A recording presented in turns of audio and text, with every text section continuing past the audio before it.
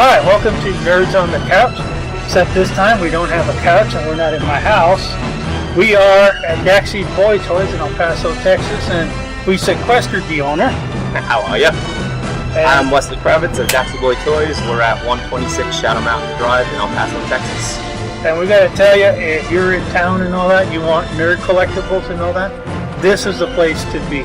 He's got awesome places you can see. He's got awesome collections here. And he's always adding stuff, so thank you for being on the show with us. Thank you for having me. I'm glad you guys came down. I know we've been trying to get you on the show. Yeah, the last couple weeks have been a little crazy. We want to do this special, because we haven't gotten together in a while to do shows or anything. Yeah. But various reasons. Yeah, various reasons why we have. Summer's over, dude. And part of that is that we're here together, because we're doing a summer recap. Talking about stuff that we've seen, talking about the best of and possibly some of the worst stuff. There's been a couple of stinkers this time. There's been a couple of stinkers. And I want to bring up, again, as you saw our videos and all that, we've given reviews to a lot of the movies. And we thought, but again, we want to recap a little bit of what we thought was good first.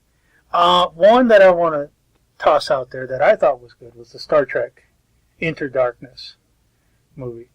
I think that one ended up a surprise hit. No, I wouldn't say surprise hit. That would mean we were thinking it wasn't going to be good. We knew it was going to be good, man. Yeah. Really, I was kind of going in there thinking like, oh, it wasn't going to be as good as the first one. No, not me. I went in there with high expectations. I thought it was going to be good. All right. We weren't disappointed. No. Okay, at least I'll say this much. I knew I wasn't going to be disappointed. Well, you see, I went in there thinking, like, oh, God, it's not going to be as good as the first one.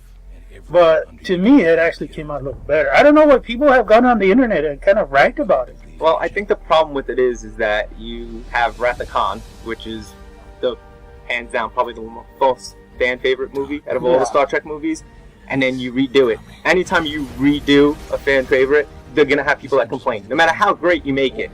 What are you expecting? Ricardo Montalban already there with his rich Corinthian leather? No, yes, what that's they what was I wanted. expecting, I think, is what Carl Urban was expecting, which is why he's threatening to leave the franchise. When they went on the first movie and they did an alternate storyline and completely changed it and opened it where they can do anything and everything they ever wanted to do and not have to be stuck to the lore of the old show and the old movies, they kind of ruined that by throwing Khan in there.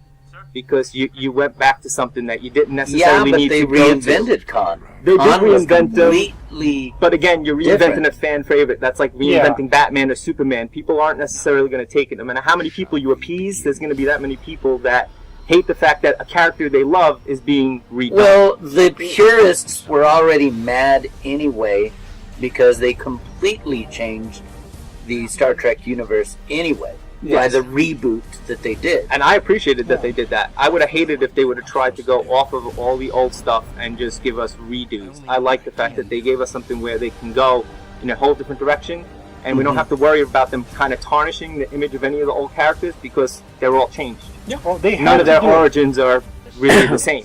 So they had to do it. And that was kind of one thing I was worried about. We had prior knowledge that it was going to be Khan. Yeah, no, it got leaked Yeah,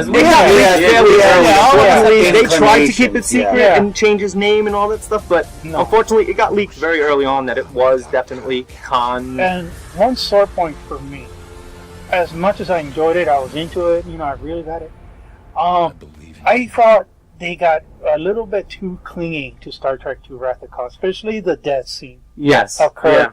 And they switched the dialogue almost. Yeah. And I was like, ooh, that was not good for Unfortunately, what got me is a half hour into the movie, I knew where they were going. I knew it was going to be Kirk instead of Spock that died. I just saw a little too much. And the other one thing that I wasn't exactly happy about, I liked Pike's character. And I didn't like the fact that they got rid of him. I think he's a good anchor for Kirk, trying to keep him responsible. That father figure there, being that they already took away Kirk's father the way they did. I liked Pike's character. I liked who played him, and I wish that he wasn't gone from the series yet. Well, at least he didn't end up in that black box with. No, that would have been a lot worse if we would have had to hear him beep for a whole third movie, which has been him in a wheelchair beeping, sitting there like a stroke victim. Yeah, that would have been a lot worse for us. I can see why they went that way because they did need another Because, I mean, as for Kirk's father, he was never there for Kirk. Oh, no, anyway. I know what they did. And I know they wanted that push to make him kind of grow up, but I think they could have done maybe something else. Yeah. Like I said, I like his character. Well, I like the theme they went to. That Kirk was not ready.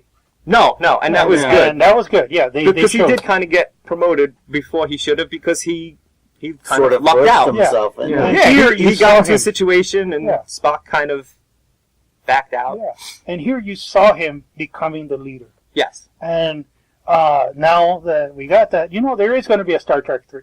Oh, of course. There is. They're all contracted. They're all coming back. Yes. The only problem is when, now that they got the Star Wars going at the same time, and it's the same person doing both, and unfortunately, Disney has more money, and if they want their movie out first, they're going to push Star Trek back by just offering them money. And they're going to have to. They're going to. Of what I understand in regards to the director, they were intending, and he had said, when Star Wars comes out, there will be another director taking over. And as far as I know, there is going to be another director. As for how many of the Star Trek cast is also going to be doing double time with Star Wars, no, it's we contracted. don't know. They have all the main actors there under contract. Yeah. For movies. Mm-hmm. And chances are, again, it's still speculation who's going to be in Star Wars Episode 7. It's all up in the air. People have thrown a lot of names. Oh, yeah, there's been a lot of crazy names thrown in there. But no matter what, it's still up in the air, and it's all rumors right now. I mean, I threw one in as a possibility when we were last week over at Boba Fest, which was Carl Urban perhaps as Han Solo. I thought that maybe he could for a pull that reboot, off. we argued. For a reboot, for an origin movie, for an origin, the Han Solo movie is what I meant. But that's still speculation, and we got to see on that. But as far as they go, there's going to be a Star Trek 3. Yep. Mm-hmm. They're going to get the main actors. They're all under contracts to come back, and I'm hoping now that they're going to do a completely different story. Well, that's what we have to hope for, that they go off and they really do. Because, like I said, Carl Urban's already gone on and specifically said that he'll be around for one more, but if they don't start doing some original ideas, he's gone. Because he's an actual Star Wars fan, and he doesn't want to just do reboots of the TV shows and the movies. And I don't think that would be fun for us either. And you know what? That's something that we don't want, because those old stories, are sacred to some people. I mean, they treat it like a Bible, and if you mess too much with it, it's going to make people upset. They tried really hard to give a reason to not have to stick to that. So to not utilize it would just be a waste of time put into doing that alternate timeline, and then to just not do anything with it would be sad to see them waste that opportunity. Not many properties give you the leniency to completely redo how their characters' origins have started. Yet Star Trek gave them that ability. Yeah. So they really need to capitalize on it before they lose people, because the cast they have right now works well together. And now they do. They absolutely, positively, they want to keep a successful franchise. Yes. You got to go new. Yeah. You got to come up with something new.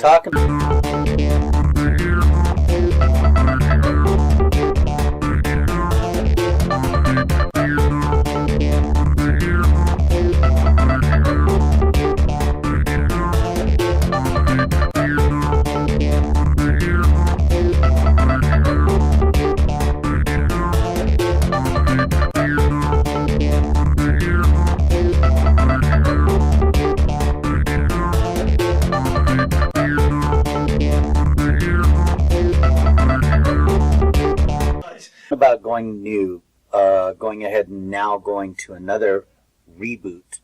Let's go ahead and talk about Superman, Man of Steel.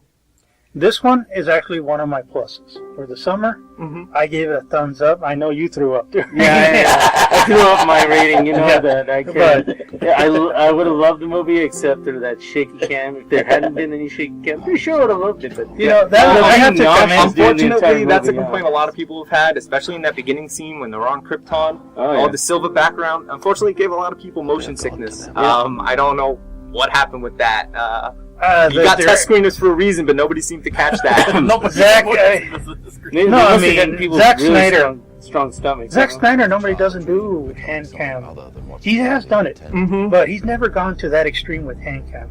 And that's one critic, that's one issue I had, that it would have been a good movie if he did standard shots. Yes. Mm-hmm. Wide shots, still shots, shot it here, there. But yeah, he shot it like one, and I guess he kind of wanted to go a realism angle. And it kind of worked, kind of didn't. But overall, I gave this movie a thumbs up. I think it was great. I think the people who saw it was really great, and they realized, that Superman Returns didn't do so good. No, unfortunately not. That was a horrible. Somebody said a great quote, saying that it was all right, but for a Superman movie, all right is not even good enough. No, you have to be spectacular.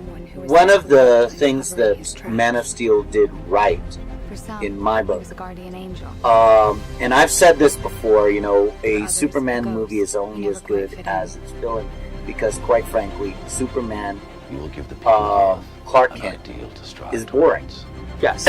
And finally, in this movie, you have a Clark Kent, you have a Superman, that Superman himself is interesting. Because there's enough emotional, it's beyond just playing goody two-shoes. Mm-hmm. Which is my biggest complaint about Superman anyway. I've said it before, often he's nothing but a punching bag. Yeah, we've heard that. Yeah, over and over again. But the thing is that finally we have a Superman, that Superman himself is interesting and caught my interest. Though I will go ahead and say, he was convinced that the world. The villain in this movie was excellent. The actor was great. Well, this time we had it completely. Those of us who watched it, grew up in the 80s, we knew about Zod and all that, Superman 2, which was considered good. Smallville too. They mentioned Zod. If you watch Smallville, if you watch the TV show, Zod came out in it for almost the whole season. And it was a great villain. They had great action scenes. It was a Superman that we wanted to see. We wanted to see. No, we don't do that yet. But we actually saw cars flying around. We saw people getting smashed through buildings. Yeah, which a truck gets skewered. If you watch that other show we watched, that was kind of it was great, but unnecessary if you think about it. I think one of the great things about the whole movie is the characters, right? Yeah. Every single character in the movie made sense, and everybody did a great job. Both of his fathers were great, Jor-El. Damn, that guy was cool. Yeah, Russell Crowe was amazing. Yeah, he was cool. Did a much better job than I thought. And I partially say he was an amazing Jor-El, because 20 years ago he could have been Superman. Yeah, and he would have pulled it off. Kevin Costner, not faulting the man. Yeah, great father. You could see the depths he would go to protect the son. That was very compelling to me. Yeah, the scene where with the twister, we just put his hand up to stop him. Yeah, that and he did that to protect him. Mm-hmm. That was very compelling. His mom, played by Diane, she was great, Well, finally we go ahead and actually see his mother, other than going ahead and being the woman with the apron, already old at the very beginning of the movie when, they pick him up as a little baby. Here she is, a strong mother figure that helped build who Superman is. Well, again, I think, like you mentioned, I think they saw Smallville. Mm-hmm. And they took lessons. They took notes from watching Smallville. Because again, the mom had great moments in the series. They have a great graphic novel by J. Michael Straczynski. It's called, I think, Superman Year One or Superman Earth One. Yeah, Earth One. There we go. Yeah. And it, I'm not saying that it's got similarities to the movie. In the graphic novel, as in the movie, he's trying to figure himself out. He's trying to figure out who he is, what he's going to do with himself, and it's this whole journey where. It's great because it highlights where he could be a millionaire if he wanted to. He could be a multimillionaire if he wanted to. It wouldn't be that difficult for him, And in this one, I like that him being in the movie, the Man of Steel. I like the fact that he's lost. He's lost. He's trying to figure out, there's nobody else like me in this world. What am I going to become? What am I going to do? Well, one thing that now that the movie's done with and all that, when I was done watching it, I thought, good start. Yep. And we clearly saw, there was clues. Yeah. They had the Batman all the poster. Easter eggs. They had The the Batman poster. Wayne satellite. Industries with the construction site with all the Queen. There was a Booster Gold poster. Yeah. IHOP. Yeah. No, IHOP. Yeah, That's right, the IHOP. The Lex Corp and then Yeah. Carol Ferris at the end and stuff like that. So they referenced all the major and that's the beginning. characters. When I saw it, I'm like, we have a beginning. Mm-hmm. This is the start of a brand new DC Universe world. Which second one could be the ending. We're going to talk about that. We're going to talk about that a little later. Back to Venom. It's good. But news is, of course, that there will be a sequel. They announced a sequel before the movie came out. That's right. Yeah. Well, they already went ahead and before, when the executives were seeing the movie, and when they were getting the first reports back when they weren't from the test, from the test audiences, they already green-lighted not one, but 2 Superman sequels already from the get-go. Yeah. Before the movie was even, months down the road, we were already going ahead and getting, as saying this is going to be the best of the best. Let's talk about a hero archetype. What is a hero archetype? In this movie, does he exemplify the hero archetype? He did. Does he sacrifice something from himself? Which is it's what heroes do. Heroes sacrifice to benefit others. Does he do that in this movie? Well, yes. the Superman, the idea of Superman is his own archetype. Yeah. Mm-hmm. The superhero. Yeah. He is the standard form of what we expect a superhero to do, ordinary things. The willing superhero, that is. And yes, was there sacrifice? Yeah, he was a complete character this time. As much as I like Christopher Reeve as Superman, and, Brandon Routh imitated him. That's basically what that whole movie was, an imitation. I never liked the Clark Kent character because he was dorky, he acted clumsy, nobody respected him, and all that. Here, as Clark Kent, he was a normal human being. Yep. He looked normal. He acted normal. He got mad. He got in the he got diner. mad The scene with the diner. To smash that dude. Yeah, he went out and beat up his truck instead. That was and a great apparently he had no scene. problem being a part of Deadliest Catch. Hey, I would watch that show. He was But we have a perfect storm. No, we don't. perfect scene too from that diner one. Yeah. The drunk guy pushes him. Yeah. As hard as he can. Nothing. Yep. He just stayed perfect. Yeah, and you thought they were going to that old Clark Kent thing. Yeah. Oh God, he's just gonna be nerd and walk away, and then the guy goes outside and his truck is just crumpled, and you're like, okay, that's a Superman that fits in our timeline right now. Yeah. And there's a lot of controversy at the end, because this Superman killed. Yes. That does bother me. He's done it in the comics. Well, that was my biggest thing too. And then Superman 2, he makes them all normal, 3 of them, and he drops them in the Arctic water. And what did people think happened to the 3 of them at the end of it? Seriously, nobody ever had a complaint, but he turned them into humans. Lois Lane punches the girl and almost knocks her out. Drops them in the Arctic water. We're in the middle of the Arctic. Yeah, what did you think that happened to them? Yes, you didn't definitely say, oh, he killed them, but they're pretty much, they're dead.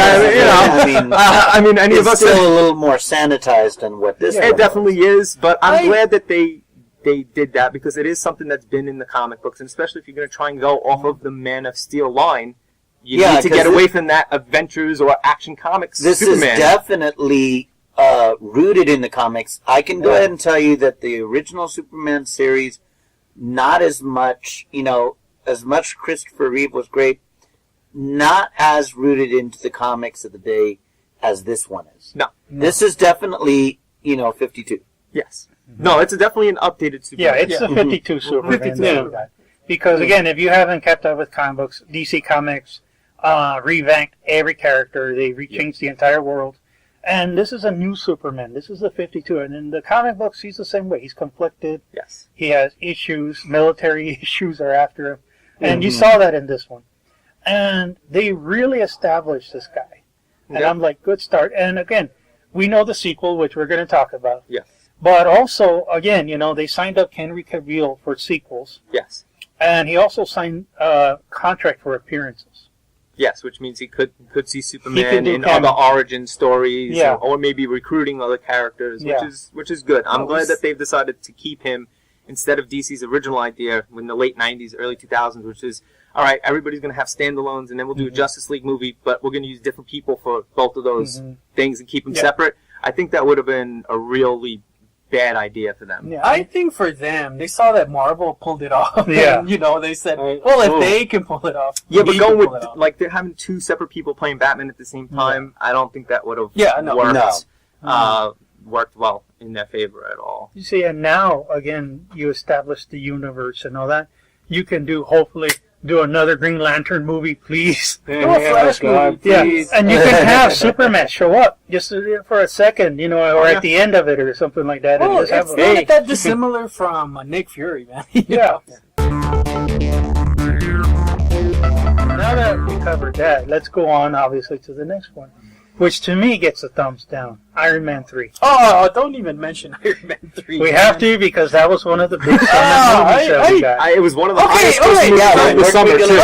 Okay, I'll tell you this much. With Iron Man 3, it was a good movie. It was just a good movie. If that's all you want to see, is a good movie. Now, if you wanted to see, Iron Man, then no, it's a terrible movie. You didn't get what you paid for. My biggest issue with this movie was that we had Iron Man 1. And man, he kicked ass in Iron Man 1. Iron Man 2 was good. Good. It had some flaws, but it was good. It wasn't horrible. No. Avengers came out, and it was awesome. Oh my God. It blew my mind away. And in those two movies and the Avengers, his armor worked, kicked ass, did all that. And all of a sudden, in Iron Man 3, he's got faulty armor that doesn't work. Yeah. I think they were trying to go with the fact that he was trying too hard to get over the whole incident at the end of Avengers, and they were trying to show that it's really messed with his mind and he doesn't know what he's supposed to do, because he was kind of like that joking superhero. He never really took anything too seriously, and he finally took that step into becoming a real hero, something like Captain America, sacrificing himself for the greater good. And I think they were trying to do that whole conflict of him not knowing where to go from there, which could have been good if they didn't throw in that whole extremist thing, because I hated the human bomb extremist thing. Okay, this is my problem, alright? Okay, Iron Man 1, Obadiah Stane was a great movie. Yeah. Ironmonger, great, Yeah. Oh man, Whiplash. Forgot his name. Ivan Vanko? Yes. Yeah. I think that was his dad. I might be getting Ivan Vanko. Ivan Vanko was the Ivan Vanko, passable. I would have rather seen him as Crimson Dynamo, but I know why they didn't go there. I can see why they did the Whiplash. So, passable villain. It's a credible threat. He kind of scared you, and then they come up with this guy who... I forgot his name, as a matter of fact. Well, no, here's the guy who left in the room. Well, talk about villains. Go ahead. Well, here's the biggest problem that I had in this movie. A lot of people who do not know Iron Man, have already said they enjoyed the film. And I can see why. It had some good action. But here's the thing. They spent an entire year building us up to the ultimate Iron Man villain. Yep. That, forget about the emotional pain of what happened in Avengers. This should have been the emotional pain of going ahead and being defeated by the one villain he could never really beat. Yeah. Which was the Mandarin. And they neutered him. Instead, they neutered the guy. Yeah. Right on screen, they go... Yeah. He's a drunken British actor. Yeah. If they hadn't built up Mandarin so much, and especially with the law of Avengers and Thanos coming around, if they wouldn't have had to build it up so much with that, I think the way they went with Ben Kingsley being a fake Mandarin wouldn't have been so bad, but we were expecting to see a real Mandarin. They hyped that. I don't think if I was wanting it. Yeah, I think if they didn't hype that so much, it wouldn't have been that bad. But they basically told us they were giving us Mandarin, and that's not what we got. Well, thankfully they started to give us true fanboys a little bit of a heads up that this was not going to be as great of a movie when we went ahead and saw Iron Patriot. Oh, God. I should have figured it out right then and there. When that this was going to be a disappointment. I think we got into denial. I think so. Yeah. You got it. Yeah, I have to agree with you. Well, I didn't know about the story about Iron Patriot until you educated me about it, and I was like, really? Yeah. Well, Guy Pearce was in, and at first when we saw the pictures before. Oh, Guy Iron Pearce. Patriot. Guy Pearce. I thought Guy Pearce was going to be Iron Patriot. Because I'm a big fan of War Machine. I love that War Machine costume. I love it. And Iron Patriot is supposed to be a separate character. Yep. And then going back to the Mandarin, those of us who know comic books, we know that Mandarin is Iron Man's arch nemesis. Yeah. He's the Lex Luthor to Superman. He's the Joker to Batman. These two are supposed to they've had some epic clashes in the comic books. Yeah. And what do we get? We get a drunken British actor. Yeah, to set this off for you guys that don't know Mandarin and everything, okay, it's like you're gonna see Batman movie and Joker works at 7-Eleven. Okay,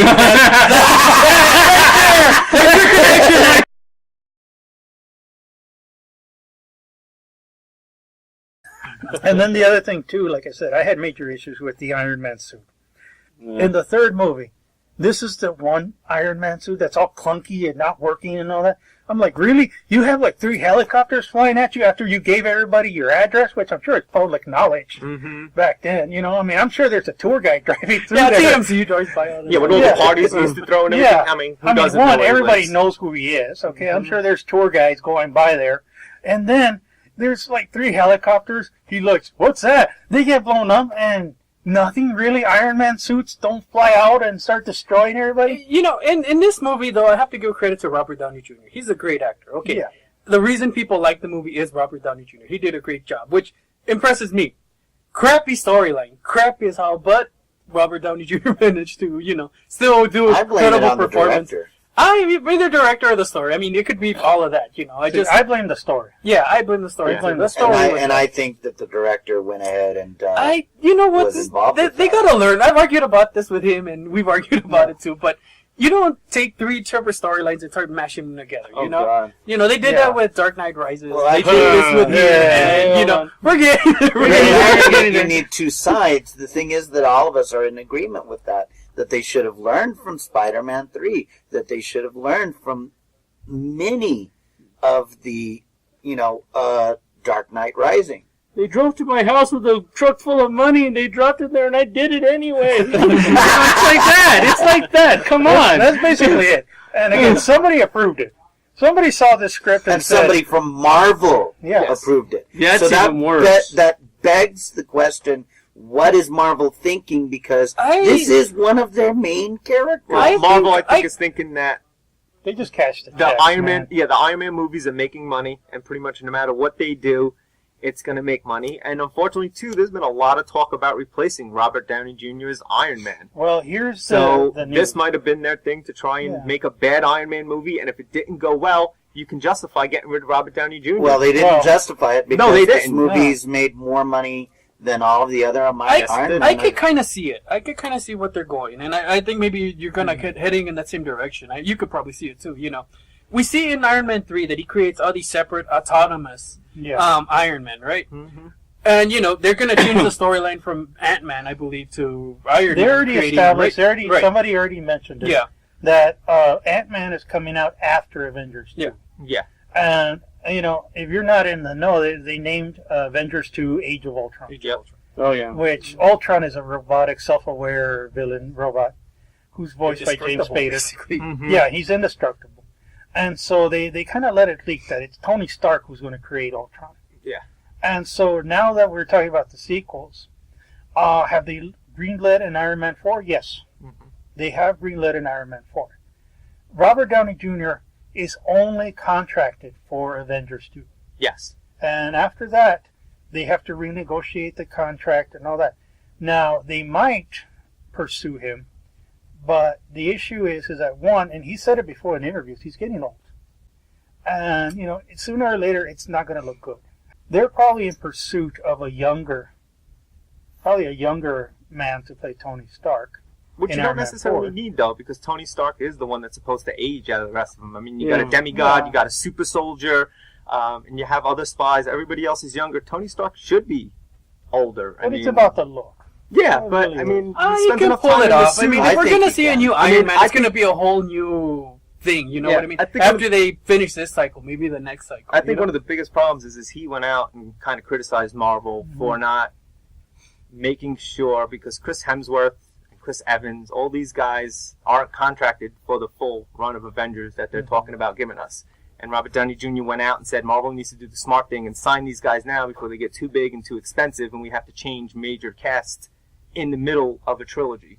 And then right after that, not even a week later, Marvel's talking about replacing him, halfway through the Avengers, which I'm sorry, I don't care who they replace him with. Somebody different come Avengers 3 is just not gonna gel well. Yeah, it's just not gonna be good. Following Robert Downey Jr. is a tough act.